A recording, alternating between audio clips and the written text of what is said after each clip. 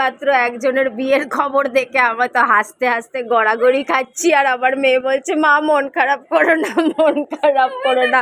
আমি বললাম হায় হায় 60 বছরে বিয়ে করতে হলো, তা এমন বিয়ে করতে হলো, দেখতে কি বিচ্ছিরি কি বিচ্ছিরি। আর ভগবান দেখো আমায় কত সুন্দর বানিয়েছিল, কিন্তু আমার পোড়া কপালে রিস্কাল আজ উঠেছে আমার কপালে।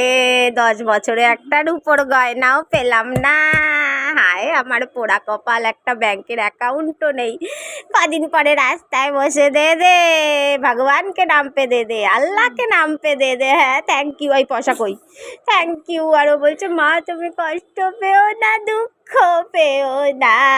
হায় হায় হায় হায় হায় হায় হায় হায় হায় হায় হায় হায়। লোকে ঠিকই বলে এই যে তুই রূপ নিয়ে গর্ব করিস, এই রূপের কোনো দাম নেই, দাম হচ্ছে এই কপালের। নালে দেখ যার বিয়ে হচ্ছে সে 60 বছরেও কত হ্যান্ডসাম, কিন্তু বউটা কি যার সাথে বিয়ে হচ্ছে সে কি বিচ্ছিরি দেখতে।